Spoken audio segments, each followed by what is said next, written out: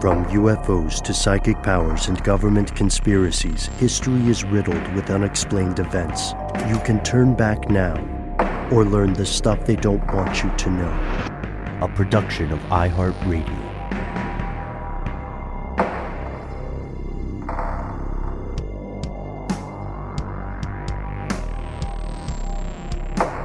Hello, welcome back to the show. My name is Matt. My name is Noel. They call me Ben. We are joined, as always, with our super producers, Paul Mission Control Decant and Alexis, nicknamed TBD Jackson.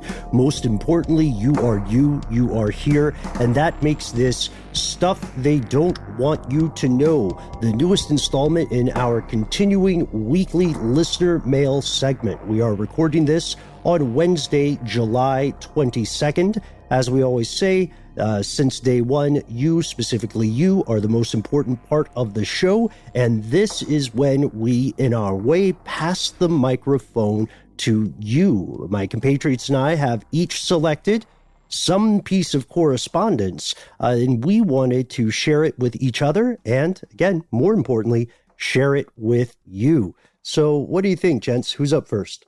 Oh, I'll take this one. Just another shout out to everyone who has been calling. We've been hearing your messages. We are a little behind, but we're catching up quickly with these episodes coming out now.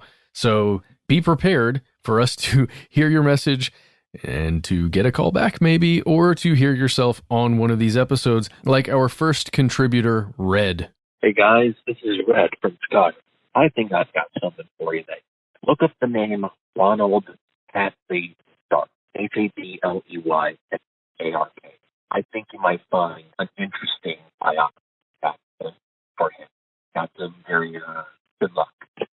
So, that was a bit hard to hear. What we could make out was that this person who left us a message, his name was Red, and I couldn't quite make out the name of the person that he is telling us to look up.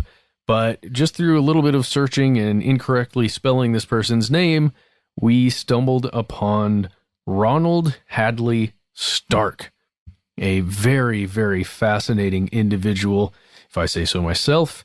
This person also is known as John Clarence Dillon, also known as Terrence William Abbott, and he also went by numerous other names of varying origins. At least the names were of varying origins throughout his life. And this person appears, at least on the surface, to have been functioning as some kind of operative for one or more intelligence agencies. Now, like anyone who is an agent or someone working for an intelligence agency, they're not going to be on the news a whole lot, probably. So you're not going to find a whole bunch of links about this individual giving interviews, talking about what they're doing, their biography, their background, or anything like that. But there have been numerous publications over the years discussing this person, Ronald Stark. We'll just call him Stark. I like that a lot. Agent Stark, or whatever. I honestly don't even know the capacity at which he was functioning and exactly which agencies he was working for, but we do know just through some FBI documentation that he was working with the CIA at some point. And he was functioning both internationally and within the United States. It's very, very interesting stuff. If you go to archive.org/details/Ronald Hadley Stark, that's RONALD HADLEY STARK, you will be able to find several FBI documents of background information on this guy. A lot of it has to do with the FBI itself looking into Ronald Hadley because he's had run-ins with another agent, generally of the FBI, one run-in or another, and it is really interesting. He was charged with a whole bunch of different crimes, according to this. A lot of it had to do with passport forgery and illegally obtaining passports. But his big contribution, let's say, to national discourse and to, some would say, the changing of the United States in general, was his interaction with a group called the Brotherhood of Eternal Love. It's been described in several places, including on brainsturbator.com. which is essentially a blog is what it appears to be. But on this blog and through the research that this writer has done, the Brotherhood of Eternal Love is described as a, quote, hippie mafia drug syndicate. And, this whole thing, by the way, is something that we're going to need to do a whole episode on. But within this Brainstormator, which is a fun thing to say, article, it really chronicles this guy, Ronald Hadley Stark, and how he essentially was bringing liquid LSD as a supplier into several different major cultural groups that were really working in the 1960s, especially in the West. This guy has been written about in numerous books where they talk about how he always seemed to be there. He seemed to be supplying a lot of the LSD, and nobody really knew too much about him. But anyway, I just want to point this to you guys, Ben and Noel. Have you guys ever heard of this person? Have you read anything about him? Yes, actually, for intrepid compatriots or would-be compatriots of the so-called hippie mafia, you can go to druglibrary.net and read the entire book of the Brotherhood of Eternal Love. You know, what's interesting, Matt, I love that you pointed out the arrest here, because it's really strange, right? Working for a gang like the CIA usually, or theoretically, comes with side benefits. One of those side benefits is being, at least for some time or to some degree, above the law. But to your point, I think it was back in 1973 when Hadley and a couple of other people were either arrested or indicted, including Owlsley, who everybody else, is like maybe a little more common person in the story of LSD and the government and the merry pranksters.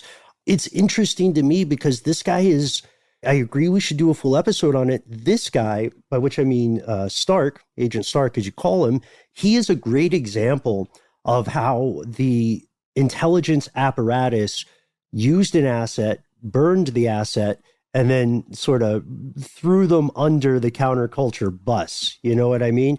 He was moving weight. King of LSD was not by any means, at least from what I understand, an ironic nickname like Little John or something. He was called the King of LSD because he moved the most LSD. You'll see allegations that he produced, 25 kilos of LSD, 25, and that in some way, the stuff that he was making was going international, like not just in the US. I don't know what your research found there, but I 100% agree. This would be a great sequel to our earlier episode on how US government kind of created counterculture in the US. Oh, yeah, for sure. Just talking about the international angle here. So in 1975, there was an arrest of a man named Terrence W. Abbott. At least that's what his passport said. It was a British passport. It was genuine. It has a number that I'm not going to say right here that was issued 2 years prior, so 1973.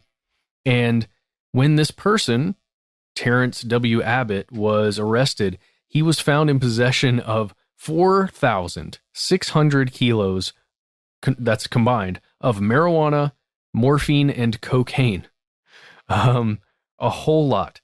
And it was later discovered that this guy, Mr. Abbott, was in fact Ronald Stark. And he somehow had access to this British passport with a different name that certainly reads as intelligence or, somebody taking part in some serious felony passport action there, especially since it was a legit number, passport number. And the really interesting thing here where, again, this is just kind of taking it briefly, dipping your toe into the rabbit hole. The British intelligence agencies would not cooperate and release the information they had on this guy or either of these guys with their different names, right? It's fascinating. Oh, also, even the FBI, who did have files, some files of which you can read, like I just mentioned, you can read some of them. The FBI would not share their files with the DEA, who are doing the investigation into this arrest with all of these drugs. Really, really interesting. And the last thing here just is that the State Department, the U.S. State Department, they were actually interfering. they were not allowing this guy to be extradited at varying points within his career of essentially creating and selling and distributing drugs. Really, really weird stuff, man. Yeah, there's an interesting quote in this blog post that pulls from a couple of books, one of which is David Black's book, Acid, A Secret History of LSD, that says of this gentleman, quote, he had a mission, he explained, to use LSD in order to facilitate the overthrow of the political systems of both the capitalist West and the communist East by inducing altered states of consciousness in millions of people. Stark did not hide the fact that he was well connected in the world of covert politics. Whoa. Apparently he had jobs, or was doing work at least, in Europe, in America, in Africa, some in Asia. I don't know. Somebody like this with that much concealment going on and assistance from various intelligence agencies, I want to know more about this guy. And it appears that we can find it if we dig deep enough, but it's definitely things where he's been written about. And some of it feels, at least from what I'm reading here, some of it does feel, I almost want to say crime folklore maybe, or, intelligence folklore. I don't know if that's true or not. I think it just, maybe it has that feeling to it because a lot of the things that are written about him seem so out there to me. Like this one person could be involved in all of these varying different things and still be a ghost to a large extent. I don't know. Yeah, it's interesting too. When I was looking for stuff on him, like most of the things are on like fish message boards or other like counterculture, discussion forums. I did find an article from the New York Times that's like an archived article from 1973. The headline is King of LSD and 7 are indicted by U.S. in drug ring case. And it's talking about the federal grand jury here said yesterday that LSD plants were operated here in Windsor, California, St. Louis, and Fenton, Missouri, and in Belgium. Among those indicted was Augustus Owsley Stanley, 37-year-old of San Rafael, California. And that's the king of LSD we're talking about. And very kind of quietly at the bottom, it lists the co-conspirators. David Lee Mantell is 33, whereabouts unknown. Lester Friedman, 44, a Cleveland chemistry professor. Ronald Hadley Stark, 35, of New York.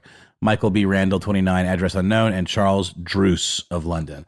So as far as like journalism, that's sort of what I found. It's very interesting. You're right about the kind of mythic reputation of this guy. Long story short, it's going to take a lot more time and research to get a full picture here. But thank you so much, Red, for writing in about this person. I think we're all down to learn more. So maybe we'll be getting back to you soon with more information. Totally. And for now, let's take a quick word from our sponsor and come back with another message.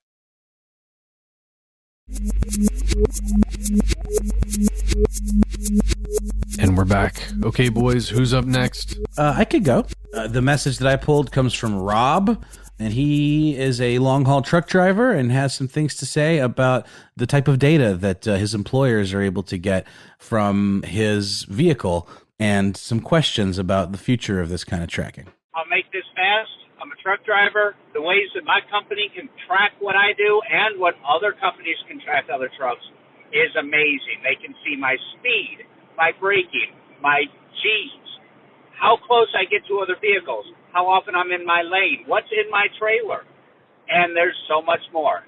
Name's Rob. Love you guys. You guys are awesome. Keep it up. It's true, and I think this is really interesting. Kind of going to use this as a piggyback to talk about something a little bit different, but these systems are called teleinformatic systems that utilize things like GPS navigation, the kinds of onboard diagnostic systems that we know about that have been kind of replacing more mechanical systems in cars for many, many years now. Ben, we had talked a little bit off air about how kind of mind-blowing the rapid advancement of this technology is from you and your car stuff days. Yeah, that's correct. It is a technology that is a no-brainer for large commercial fleets. It will increasingly be found in new cars. It'll probably start off the same way Sesame Credit started off in China. It'll start off as an opt-in service, but then people will be incentivized to accept it, probably by lower insurance premiums. That's happening now with civilian vehicles. And then ultimately, it will be some kind of legislation, which means it cannot be opted out of. That'll be with the rise of infrastructure for autonomous vehicles. Rob, you're absolutely right. One thing I think we should emphasize there is the degree of sophistication and accuracy in these systems.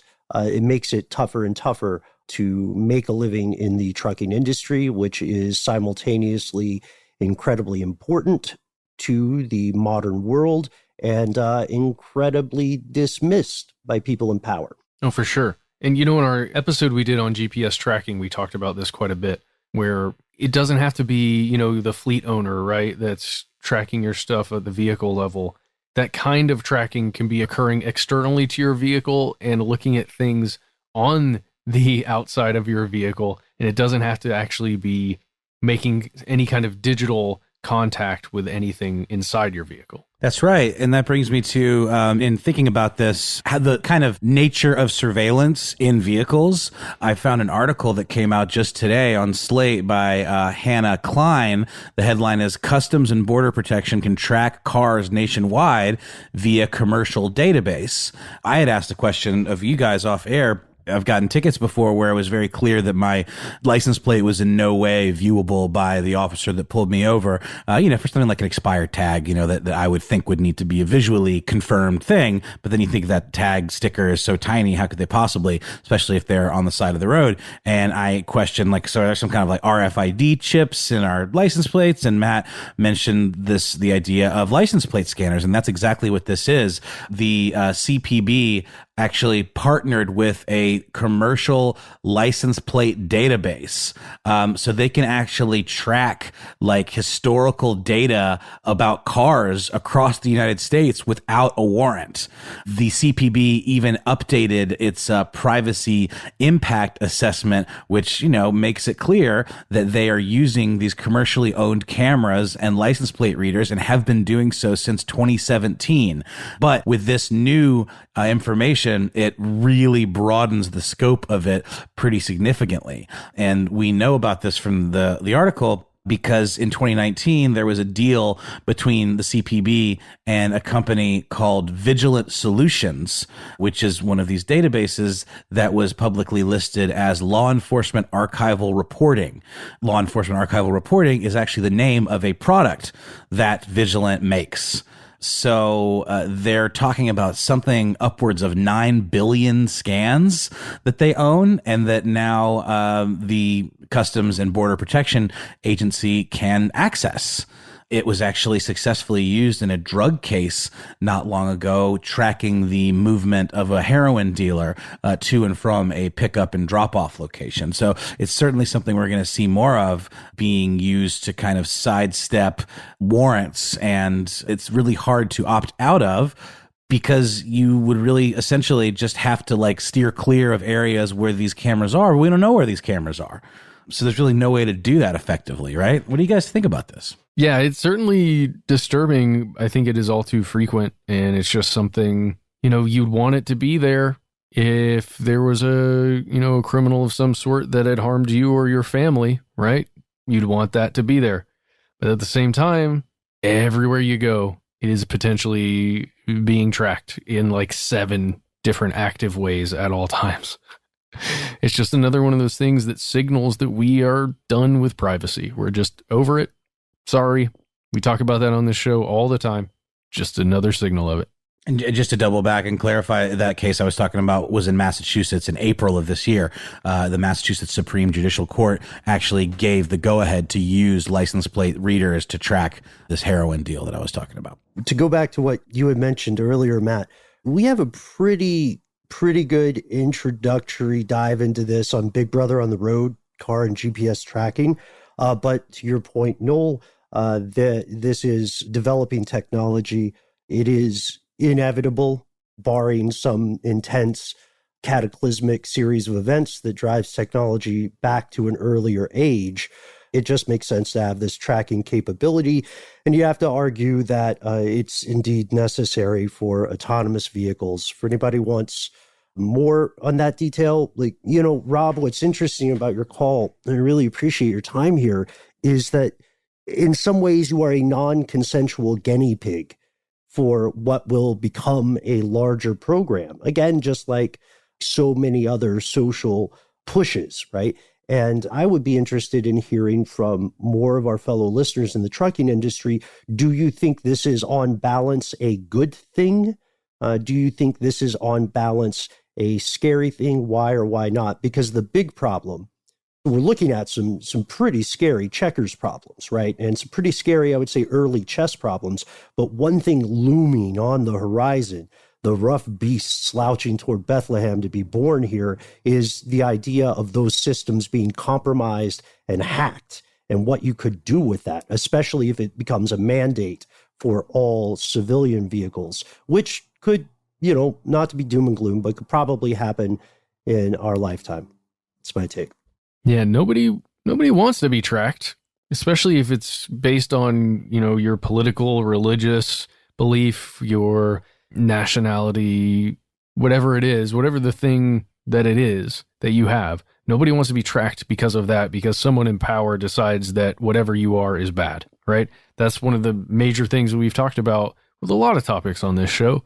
And anytime there's a technology like this that is so powerful, that has the potential to be misused either by a controlling party, that is the ones who are actually using the thing, or a third party that is just, like Ben said, hacking or making use of it through force. It's a scary thought. It freaks me out. The argument, I guess, could be made that it's all for the greater good. It's like for our safety. It could technically prevent crime, so it falls into that realm of pre-crime, of surveilling people in advance of anyone having done anything wrong. And there's sort of like a blue sky utopian version that sounds nice. But it's that slippery slope argument where then it becomes, we're basically living in a surveillance state, and that doesn't seem so nice. Depending on what kind of car you drive or, the nature of your work, if you work with vehicles, keep in mind that right now it's not science fiction. Your car could be remotely shut off. It can happen. We talk about it again in that earlier episode. Just a thing to point out here that we've mentioned several times, Ben, I think you said it and said it best, but the concept that any tool that's developed has the potential to become a weapon depending on who wields it. Something to that effect. That feels like a quote from a scholar, but I'm pretty sure you said that, Ben. I'm sure somebody else wrote it better and said it earlier, just in the nature of things. But yeah, things to watch out for. I mean, the U.S. is still very much a car culture. Many places in the world are. And right now, despite all the various ideas and things on the figurative drawing board, the U.S. and a huge portion of the world relies on the trucking industry to get things from one place or another. So be more appreciative to truckers if you see them on the road. I don't want to get all car stuff, Noel. I know that's not the point of this one, but don't drive like a jerk around people driving in tractor trailers. Imagine what a harrowing experience that is to have to be on interstates with a tractor trailer and then have people, tailgating you or trying to get right in front where you can't see them. Drive safe. Well, with that, I think we can take another quick break and then be back with another listener mail.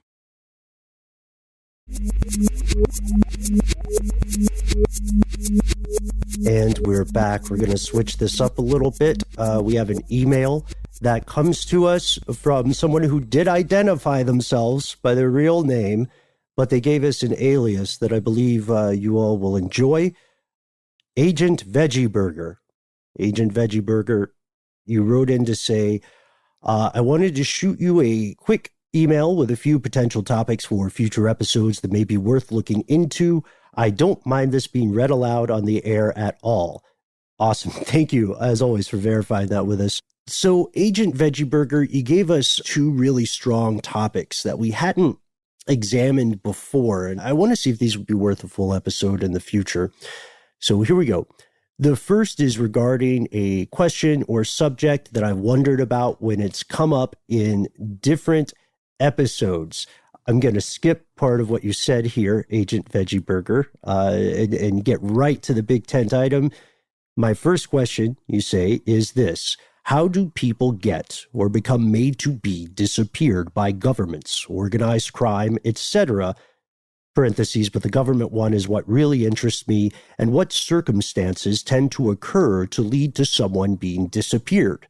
If a person is disappeared, is a body or remains ever found? Agent Veggie Burger, you suggested two other fantastic subjects, but for today's listener mail, I thought it would be interesting to focus on this concept of forced disappearances. Agent Veggie Burger ends by signing off, thanks and regards, or lettuce and tomatoes, Agent Veggie Burger. But that's a very serious topic. What do you guys think about forced disappearances in general? That's going to be, for anybody Googling right now, that's going to be the topic that will get you the most salient results. I would just say the first category of this off the top of my head is a little more lighthearted. Well, maybe not for the person involved, but things like the witness protection program or similar programs that could be instituted by government agencies and intelligence agencies where someone who's perhaps a witness or primary contact or source of information who is spirited away to a safe place and none of their contacts ever know where they are anymore. That's it. They're gone. And they're still alive somewhere because they're needed and vital, but they are no longer accessible by anyone previously in their life. Yeah, it's spooky stuff, right? It's a real thing. I think they call it the witness security program now or something like that. But everybody who's not a U.S. Marshal calls it witness protection. This is a real thing. You can, under certain circumstances, crack a deal that leads you to witness protection. Sometimes people who have committed crimes are in the witness protection program or security program, but they are highly incentivized to at least pretend to be playing the straight and narrow in their new identity. There's not a 3 strikes, you go to jail kind of rule for people in the program. If you commit any crime, they can throw you out, and there's nothing stopping them from calling mafiosos like Matrick Both Hands or something, Lugiano. I'm just making up a name. I'm sorry, Matt. And then and then saying, hey, guess what? You thought Dale Da Vinci was dead? No, he was living in Utah as of 20 minutes ago. And we think he's heading to the airport. So do what you do best. Like that can absolutely happen. I think it's something that gets used a lot in fiction, but you're right, Matt. It's very, very real and it's very valuable. I would also shout out Witless Protection. You should. The American cinematic masterpiece starring Larry the Cable Guy. It made almost $4.2 million. Not too shabby. Jenny McCarthy's in there. I don't think that's a documentary. Forced disappearances, or what's sometimes called enforced disappearances, are sadly much more common than maybe we would like to think. Sometimes you think of these as something that occurred during the Cold War or something that occurs in authoritarian regimes, but then did the Cold War ever end? Authoritarian regimes are certainly around. We know probably, to your question, Agent Veggie Burger, I would say the Dirty War in Argentina is a huge example of enforced disappearances. Stalin was literally erasing people from photographs. That's a very, very clear example of forced disappearances. And then the ongoing persecution of the Uyghur communities in Western China. Those are definitely forced disappearances. People are finding human hair shaved from these people that is sent along, as like weave and stuff like that. They're being forced to work in factories. This is very much happening.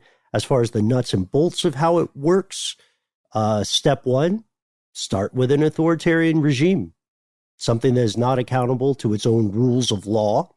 I would say maybe there's this. Maybe there's helpful disappearances, like what you're talking about, Matt, with witness protection, witness security. Maybe there's forced disappearances by an oppressive regime or government. And then there are self-motivated disappearances. You could disappear yourself and you can get away, especially in places like the US. You can commit pseudocide. It's a fancy word for faking your death. And you can get away for a long time. One of the biggest mistakes people make, though, is when they try to get that life insurance money.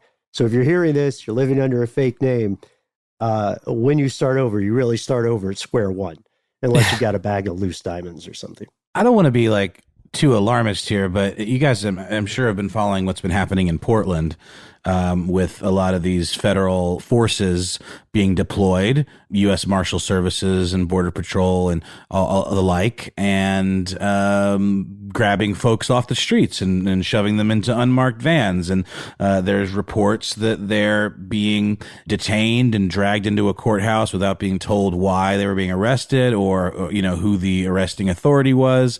And then, being released without official record of any kind of detainment or whatever. And, it's stuff like this that just kind of has that sort of police state kind of vibe. There's an interesting article in The Guardian about it. And I don't know, not that we have any reports of people being quote unquote disappeared, but isn't it a slippery slope like between that and just, you never hearing from someone again? And it's happened in, one of the, can't remember what show this was on, but one of the big misconceptions that's happening right now, with the best of intentions, regarding the situation in Portland is the idea that unidentified federal agencies or law enforcement groups putting people into unmarked vans and abducting them is new or unique to Portland. That happened earlier in San Diego with the San Diego PD. That's happened during the times of civil rights, and those people were they weren't just forcibly disappeared. They were, they were killed, sometimes tortured, right? Or offered the chance to turn and then come back as a mole. But you're right. In fact, as we record this, and by the time this publishes, we'll have some more clarity on this. The current administration's plan is to franchise this practice of detaining people in unmarked vans. Often these people who've been detained, at least in the Portland case, are saying that they were the people who come back are saying they were detained. They were maybe they were read the rights, but it was basically an intimidation show of power. And then they were released, but they were released without paperwork. And when you talk about the government, if it didn't happen on paper, it just didn't happen.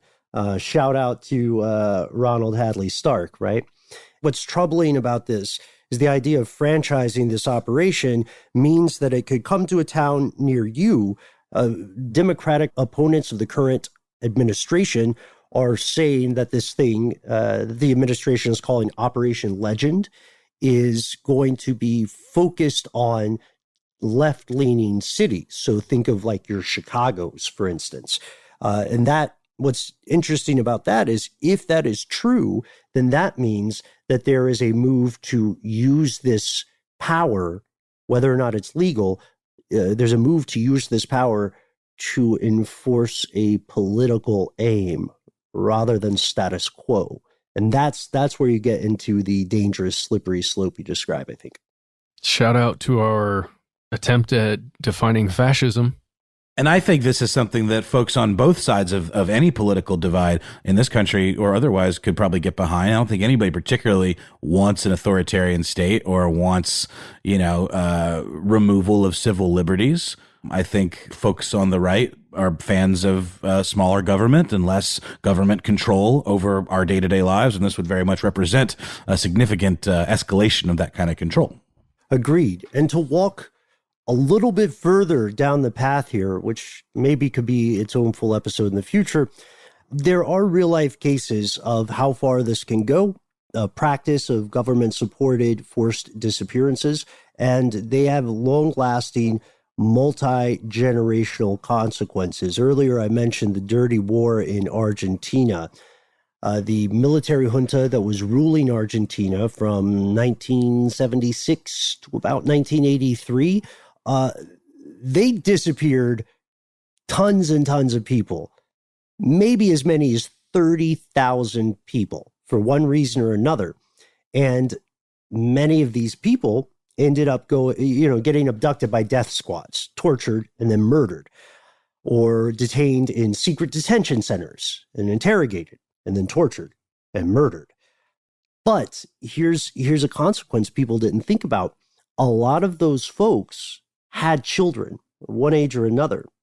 I don't want to be alarmist or sensationalistic, but this should be in the back of your mind when you hear about illegal detainments starting in the U.S. or, gaining mainstream attention in the U.S. In Argentina, when it escalated to the point of massive disappearances and abductions, the children were taken and they were put up for adoption. That's the classy way to say it. What the military was doing at that time, and this is according to the Harvard Women's Law Journal, so hardly a tabloid, they were stealing, they were specifically aiming for very young children, babies or infants, and they were stealing them, and then they were selling them after they had killed their parents. It's not a conspiracy theory. It's a real conspiracy thing that happened. Oof. So silver lining time? I don't know. There's not much silver lining to this kind of conversation. Silver lining would be that we're not there yet. Yeah. Hopefully. Although I will point out that ICE is losing children. That is also not a conspiracy theory. That is a fact. The big question, it's creating a lot of conspiracy theories, like the Wayfair stuff, which we haven't done a full episode on yet as we record this. I think we talked about it a little bit. Did we talk about it already previously, maybe? We did off air a bit. You had a really great tweet about it, Ben, that I thought was brilliant, comparing it to a Ouija board. Should I not bring that up? No, that's fine. You were talking about where I point out that saying you're busting a child trafficking ring by Googling something is kind of like saying you've been able to speak with the dead because you have a mass marketed game by I said Parker Brothers, but I think it's Hasbro. So apologies to everyone. No, including you. No, we read that tweet. It sounds like we need some preemptive self-defense, guys. What, to keep from getting snatched? Yeah. We preemptively defended ourselves. These are really strong suggestions, and I think each of them can be its own episode. Thank you so much, Red, Rob, Agent Veggie Burger, and everyone else listening to this. We want to hear your thoughts. We want to know your take on each of these. We want to know what you think about the CIA and LSD. They're just very untrustworthy to work with. You know what I mean? Their track record's not good. Especially when they're on acid. Especially when they're all on acid. Totally unhinged. Yeah. The rise of mobile or vehicular tracking. There's one great point you made, Matt, in that earlier episode, which is that the figurative horse, or I guess the figurative horsepower, has already left the stable, left the barn, because we're all being tracked already by smartphones. But to your point, Noel, this kind of tracking is much more, what's the word? Sophisticated and robust. I mean, it's just like a lot more ubiquitous, right? Like it's sophisticated and it's widespread, and it seems to skirt the law pretty efficiently so far. I mean, I say skirt the law. No, that's accurate. It's loophole city. You know what I mean? That's what it feels like to me. Loophole city. Yeah, exactly. And then, of course, thank you, Agent Veggie. Like we said that name enough now, we can just shorten it. I'm kidding. I'll give you the full moniker. Thank you, Agent Veggie Burger, for bringing up the concept of forced disappearances. It's one of those things that's surprising that we haven't covered this before. But before we tell you, fellow listeners, how to get in touch with us, how to take a page from Red, Rob, and Agent Veggie Burger's book, I have to ask, guys, what do you think? Do these feel like, does our mutual spider sense say that these could be standalone episodes? Absolutely. Let's do it. I'm all about it. Let's take some LSD, track some cars, and, disappear. Into our minds, man. No, it's true. I think we're going to see a lot of that as we scratch the surface with some of these little mini segments, I guess, on these. I think we're going to find a handful of, not a badger bag full of future deep dive topics, which is exciting.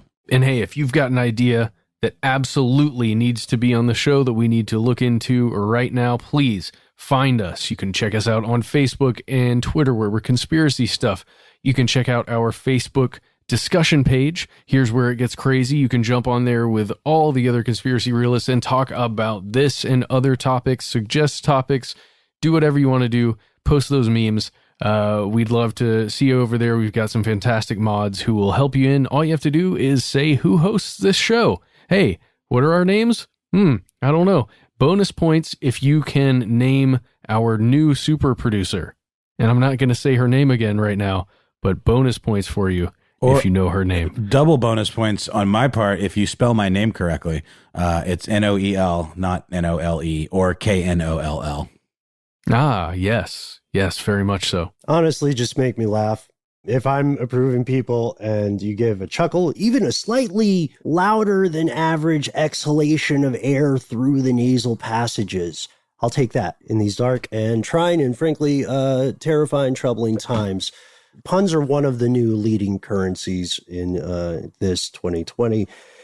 If you don't like the internet, totally get it. You can call us directly. We have a phone number. It's available anytime that you are near a phone. I want you to hold a phone and look at it and be like, I could be talking right now to these guys. Because it's true. Just dial 1-833, say it with me, STDWYTK. When you dial in here, you're going to have about ballpark 3 minutes to share with your fellow listeners, to share your story, your reaction, your feedback, your proposal for a new topic with us. One thing we're running into is I think having that 3-minute clock ticking in your head can be a little daunting. I tried it myself once when I called into this show from a different country, and that 3 minutes goes by quickly. So it might be helpful to maybe take just a second and write down like 2 to 3 bullet points, just like this is what I'm going to talk about, and then boom, boom, boom, you're in, and we can't wait to hear from you. It's like they say, brevity is the soul of wit. Yes, and if you are not interested in doing social media or calling us, you can always send us a good old-fashioned email just like Agent Vegetable Burger did, and we will check it out for sure, and it might end up on one of these episodes. So, if you do want to email us, you can find us. We are conspiracy@iHeartRadio.com.